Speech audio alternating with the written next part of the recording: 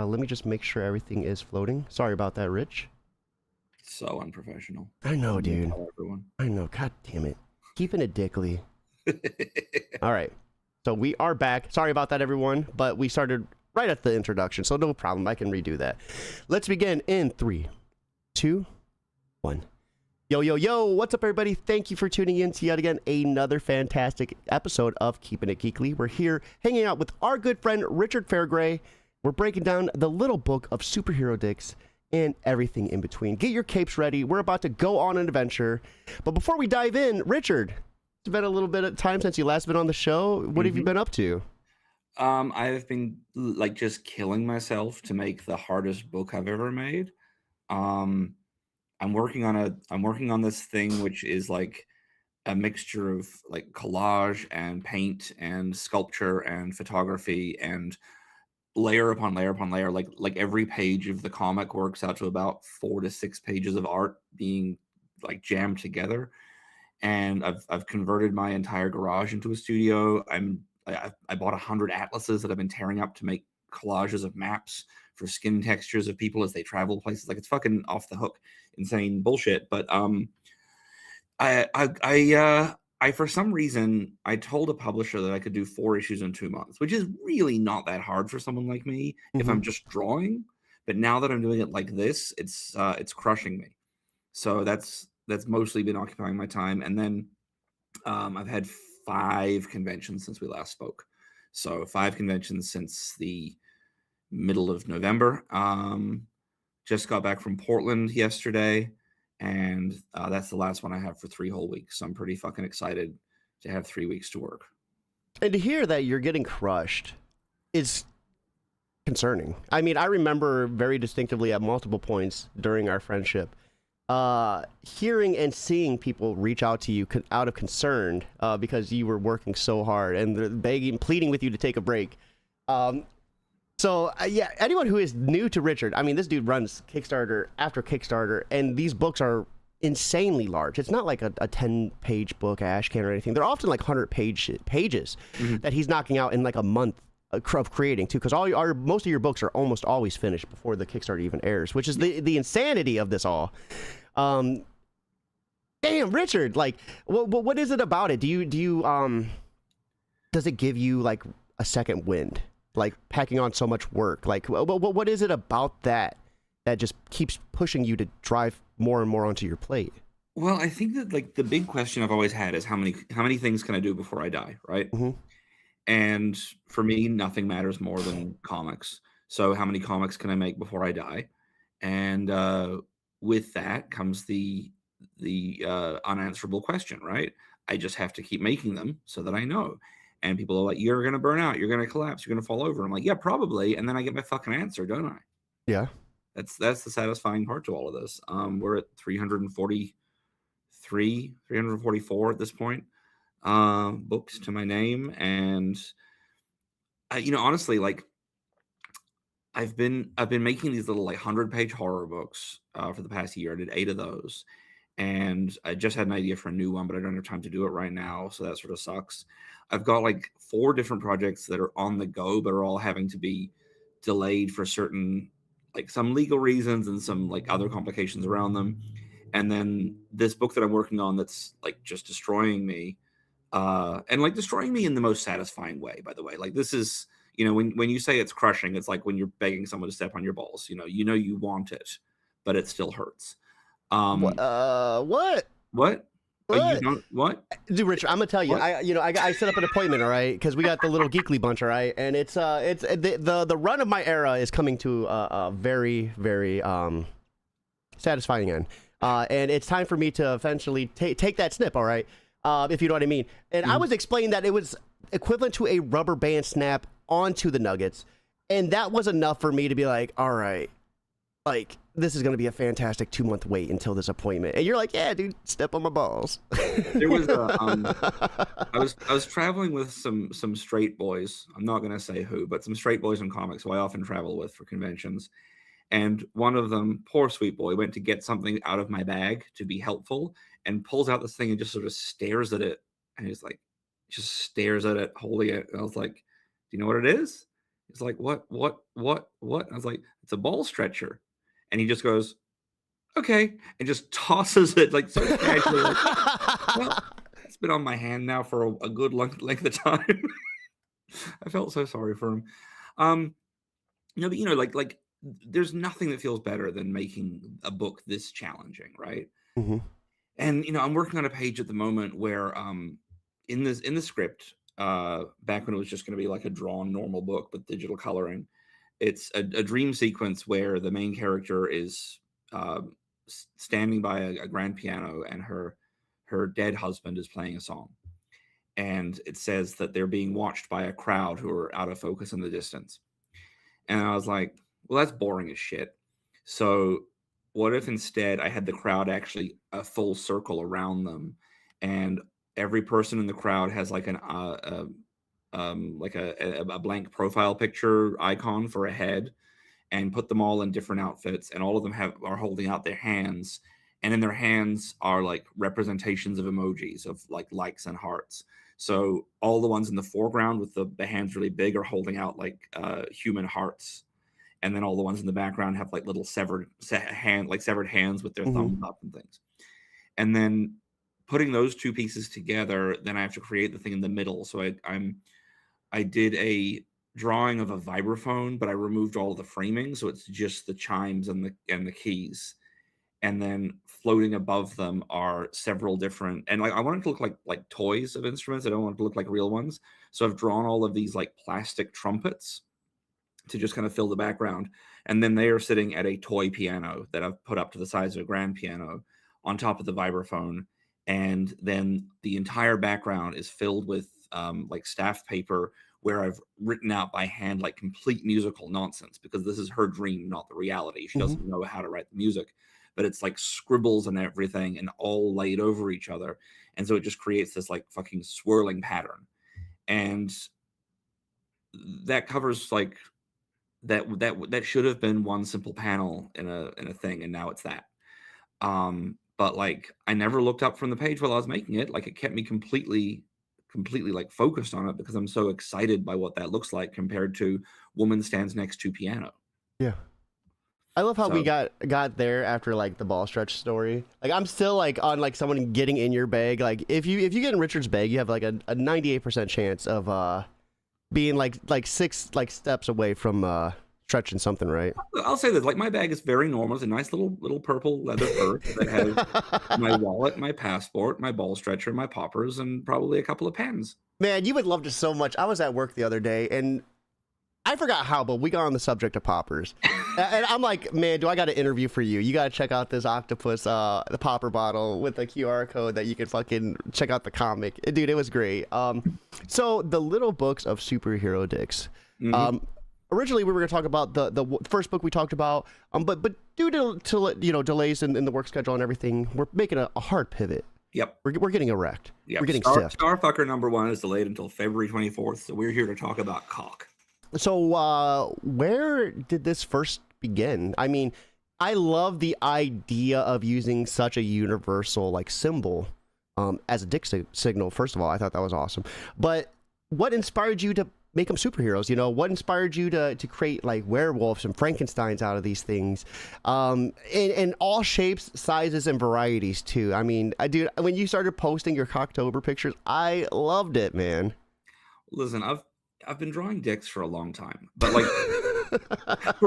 in the early years of my life, I was like correcting other people's dicks. I was doing a lot of like, if I saw a poorly drawn dick on a desk at school, I would like go and add shading It's like that super bad episode, right? Where he's like, I just couldn't stop drawing them.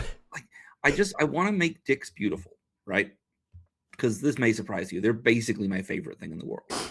And I realized that like the way people draw dicks is either really silly or really aggressive, and the way people photograph dicks is either really amateur or really aggressive.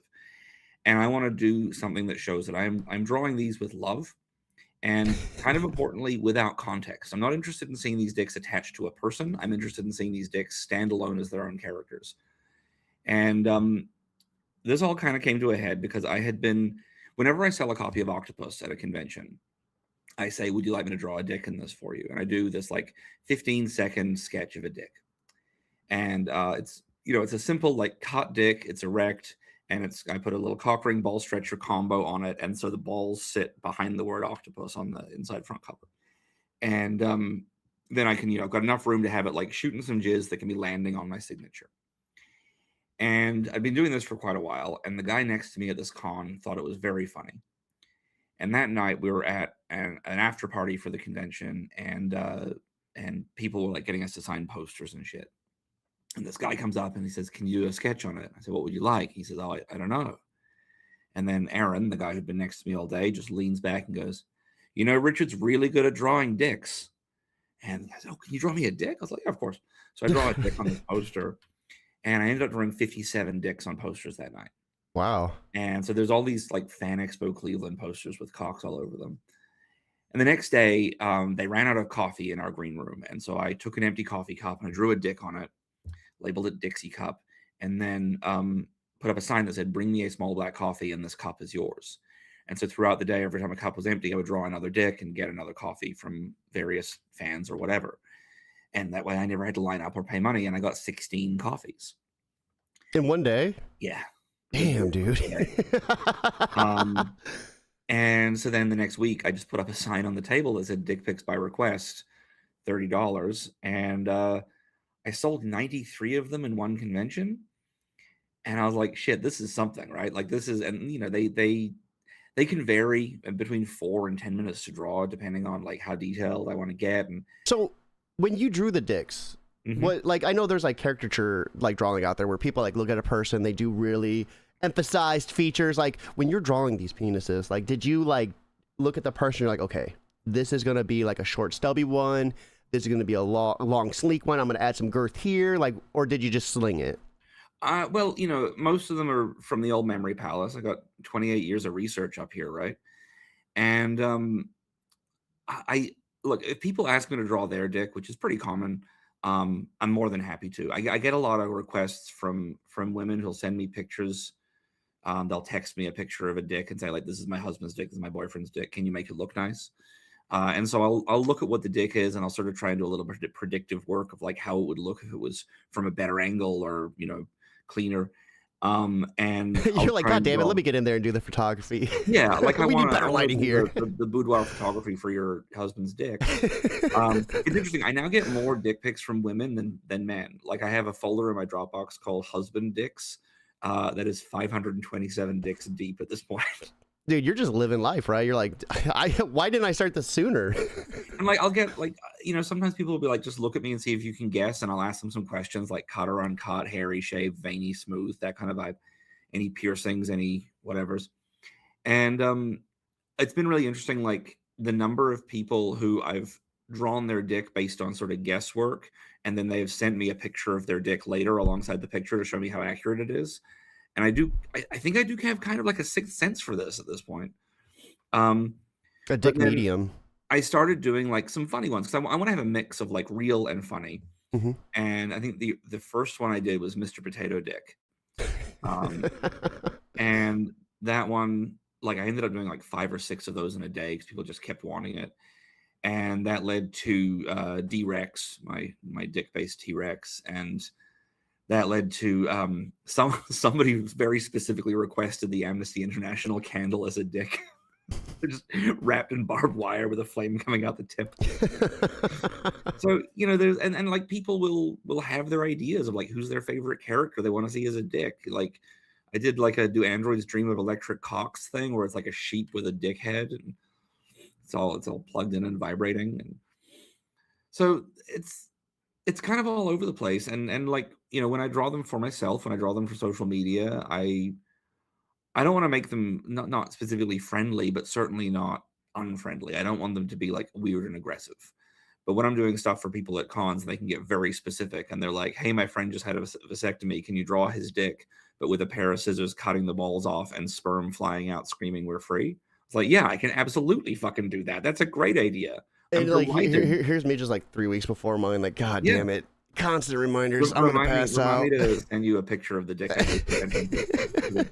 So when you go to design these, the monsters, different, the turkey. I love the turkey one. The turkey one was so fucking good. The I just remember every time, like, I was telling my fiance about these dicks, I'm like, check out Richard's dick here. Check it out. And, like, I know people, like, listening in the background had to be like, what the fuck?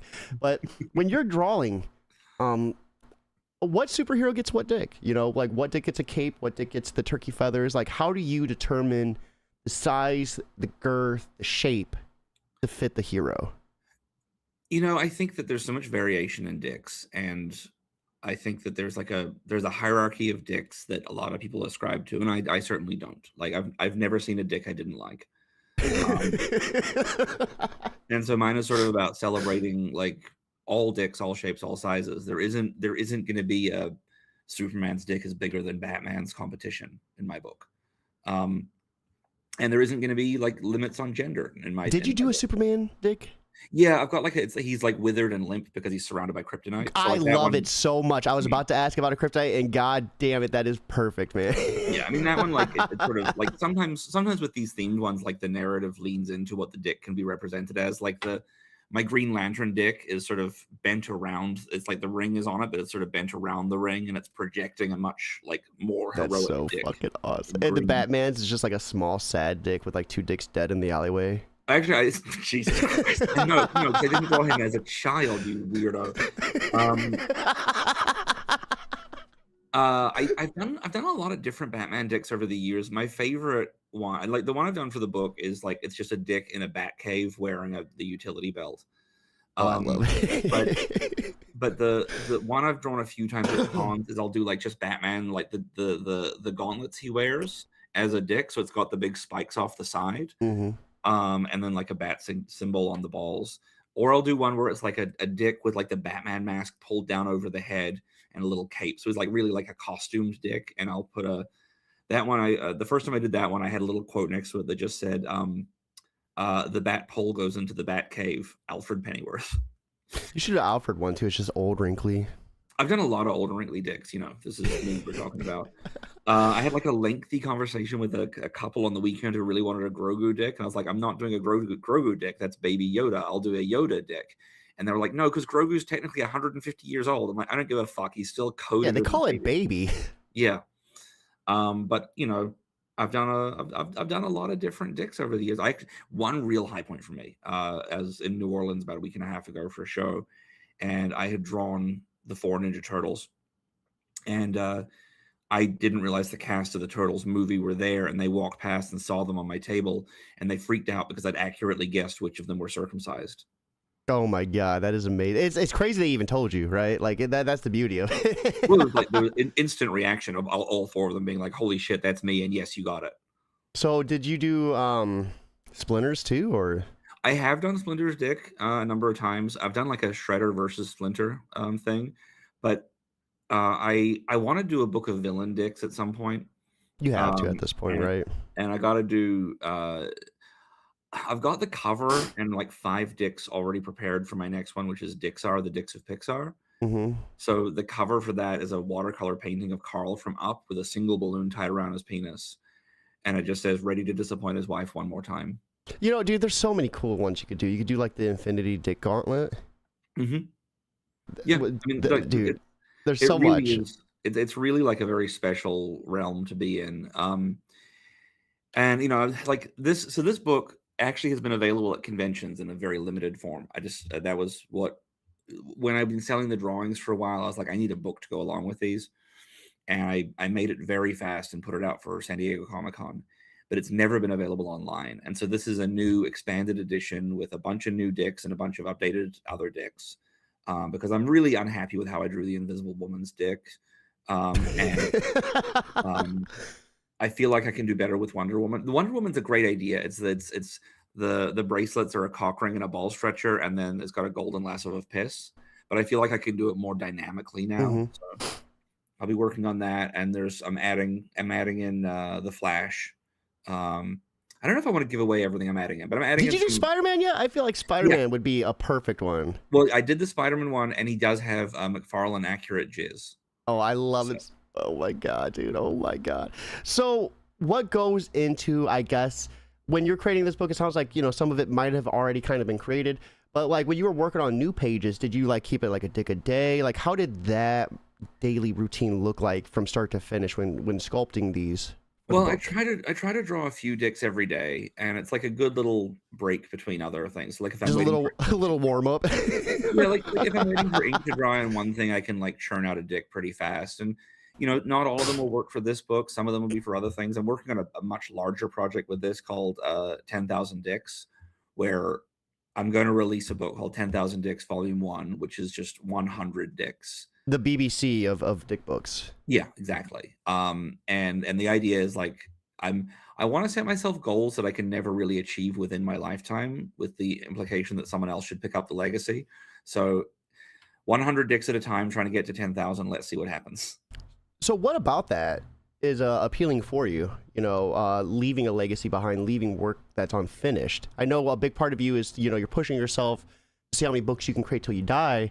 Leaving stuff unfinished, wouldn't it kind of bother you from beyond the grave? It just seems like a better way to become a ghost. Like I really want to ensure All right. that I He's can like, I'm gonna do haunt it. some people. Yeah, like it's been a huge dream of mine my whole life.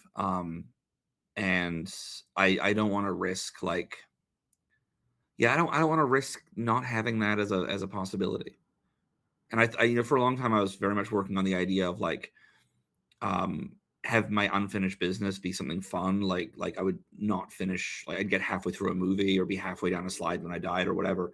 But I think realistically, it needs to be something a little more grounded. And at least the dick thing, like if I have to get to 10,000 dicks and like the way I haunt people is just by like drawing dicks on their bathroom mirror while they're showering, that's fucking great. Or like flicking them in the nuggets. Draw I mean, a I can dick. do that too.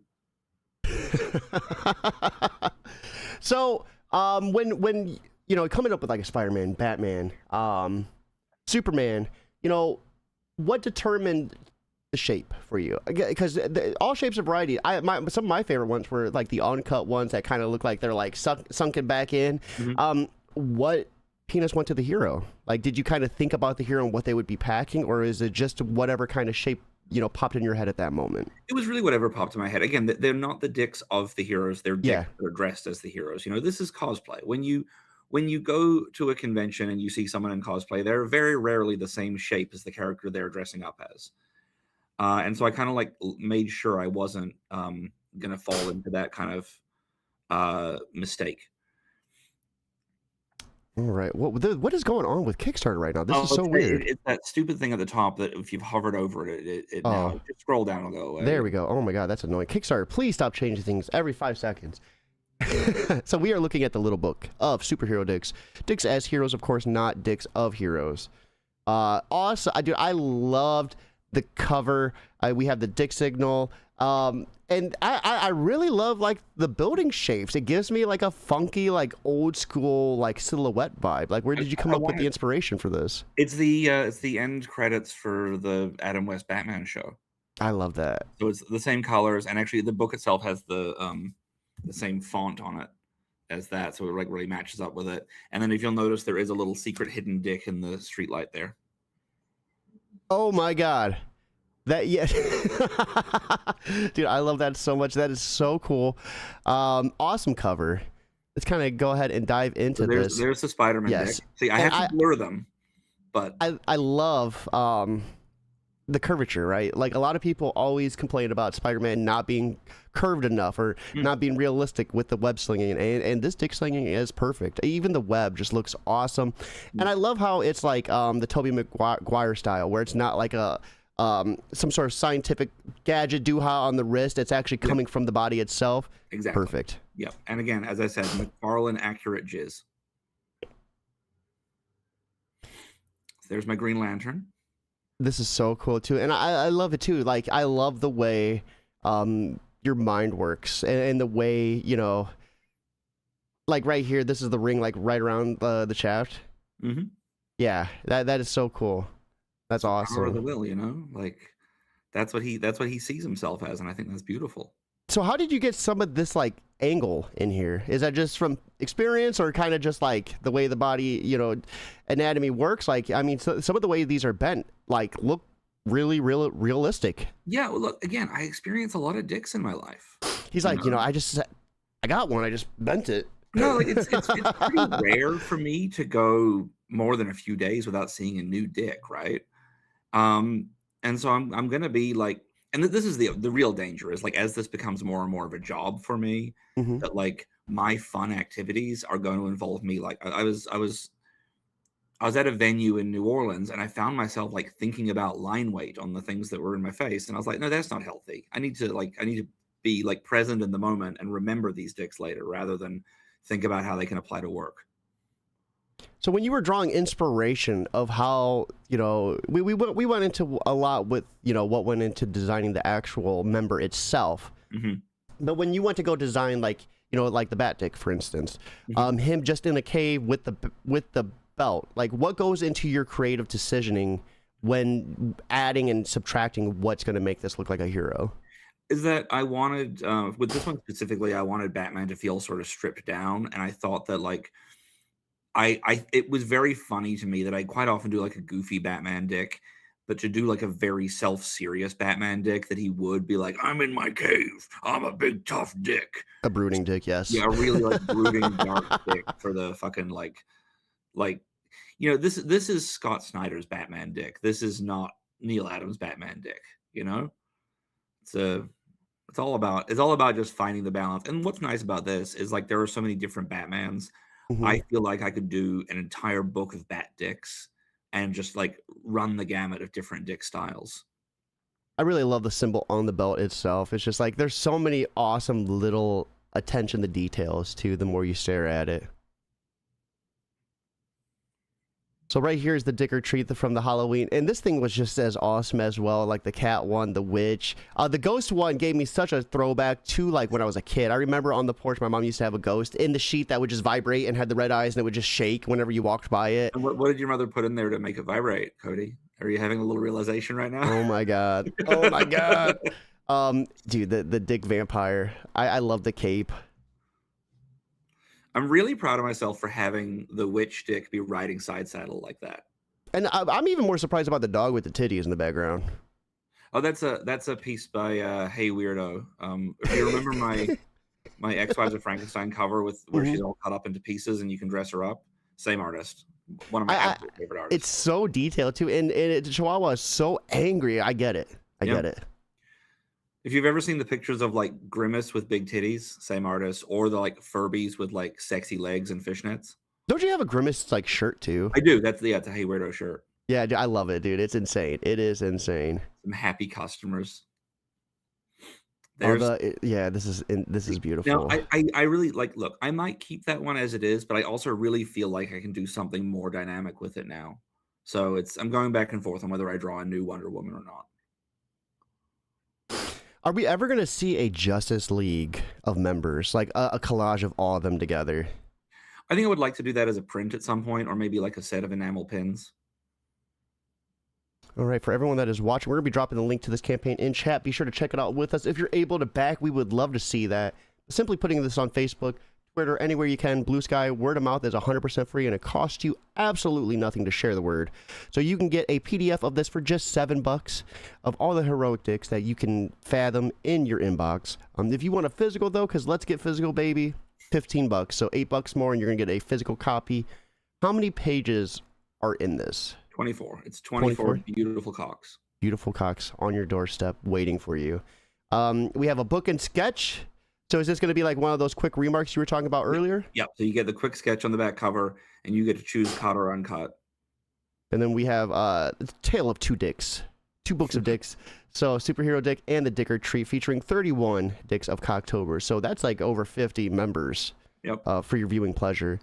You can get both book with sketches for $40, and at $45, a fully customized dick pic. 6x8 original dick pic, fully customized to your taste. Is there anything that is off limits with this? I've never had to say no to anything outright yet.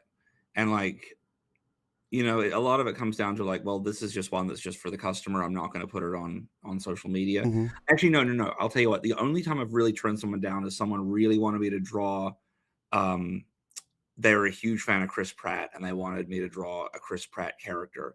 And I was like, I'm not interested in drawing Chris Pratt. Just that's never going to happen. So that was I felt like I was really, really like taking a stance there. I'm like, no, fuck that guy. I want to love dicks, and I hate that guy. Dude, you know what? And I love it too because every interview we always have like such interesting Richard lore, and the one for this one is like your undying hatred for Chris Pratt. We got to do like some sort of Richard Fairgray discography where we like break things down. So, Richard, for anyone who might be on the fence about Mhm. backing this passion project, what would you say to them to help them kind of stiffen up and make that pledge? I would tell them that one, everybody loves dicks, and you just need to get out of your own way and admit it. Two, like, I want you to have a dick pic you can be proud of for a change, and I can help with that. And three, it just makes a fantastic gift. You just got to think, how many of my grandparents are still alive, and then how many copies of the book do I need? That's true. Give them to your family members. Give them to your conservative grandparents. Have them open that. Oh, dude, that'd be so awesome, right? Like just like paint the town in D. So, Richard, this project we were talking about it, and it seems like such a stretch of imagination, really pushing the bounds of creativity. And for any artist creator out there looking to really push the boundaries of what they're able to create, really to dive into something that is like pushing the envelope, right? Like, I mean, this seems like such a simple thing at its root, but when you really look at the detail that goes into it and stuff, there's a lot of work.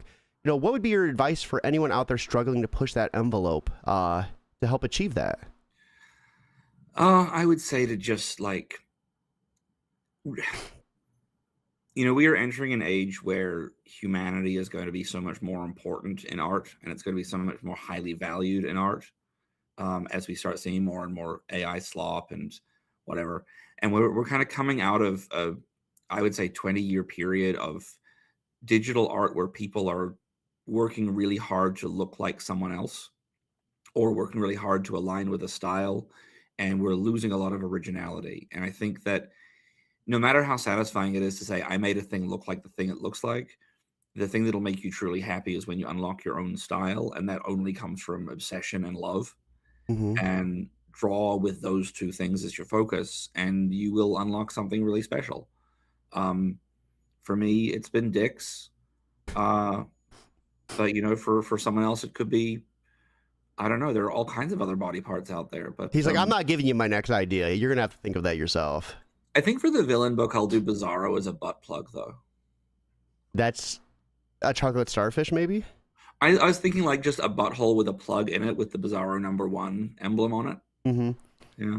No, I love that. I love that. And I love how that's one of my favorite parts about interviewing you is like the creativity like in your mind just never stops. And like it's insane, right? Like you are able to just when I first really started diving into your work, the way your panel layouts, the way you were able to create characters and the perspective of paneling and stuff like just was insane. But like then you really started like pushing the bounds with stuff. Richard, like I really love your work. I really think you're one of the creators that are just like doing it right, like doing it and doing it hard. And with that being said, guys, you could do it hard by pledging to this campaign today. Be sure to hit up this link. So awesome. Richard, you've been on the show, you know the drill. We already asked you for a little bit of advice, but what have you been up to outside of creating? What movies have you been catching? What books have you been reading? I've barely read anything in a long fucking time, honestly. I have been so swamped with this big project. I have, you know what? I had to read the PDF proof of an anthology I'm in, Systemic. It's a sci-fi anthology. And I'm not a sci-fi guy, and I was just thoroughly delighted by the whole thing. So I recommend everyone check that out, not just for my story, but for everyone's. And in terms of watching, I see everything. I go to every fucking movie there is because I'm a 4-minute walk away from a very nice theater. And I don't know. I mean, like, I don't want to be Captain fucking Obvious here, but like Marty Supreme absolutely rips dick. Everyone should see it. Avatar Fire and Ash is like unhinged garbage, but like if you're on the fence about it, please be aware that they put a whale on trial for war crimes and then convict him and make him go and live at sea. And that's just a thing that just happens in a movie, and everyone's like, yeah, that makes sense. That fucking makes sense that we're going to send a whale to live at sea as punishment. And I think you should all see that for that experience. And like, Is it 3 hours long too? It's 3 hours long, but Yep. you've got hair pegging, you've got some space cocaine. Like, it's got really, like, James Cameron is off the fucking deep end with this one. And yeah, we need to look up James Cameron's like search history. Like the way they connect with the animals and stuff in Avatar was a little sus. You know, it's a little questionable. Look, I really feel like the first Avatar was him being like, "Hey guys, this is my idea." Second Avatar was like, "Hey guys, look how fucking thought through this world is that I've had since I was 13." And this third one is like, "Hey guys, here's what gets my dick wet. Like, this is it." And I'm just happy. Like, it feels weirdly vulnerable that he's just like, he's finally like, I do not find the Na'vi sexy, but he's telling me what he thinks is sexy, and that's interesting.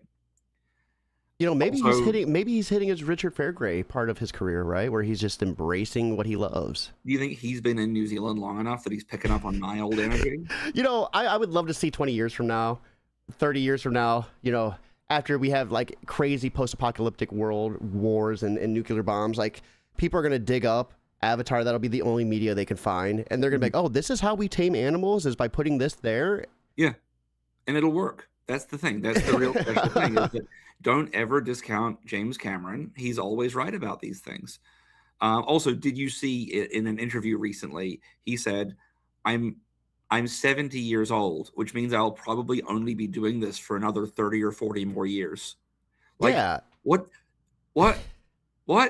Like, I know we have a lot of very old directors, and I know Clint Eastwood is out there still, but like, hey, James, you go in a lot of submarines, you know?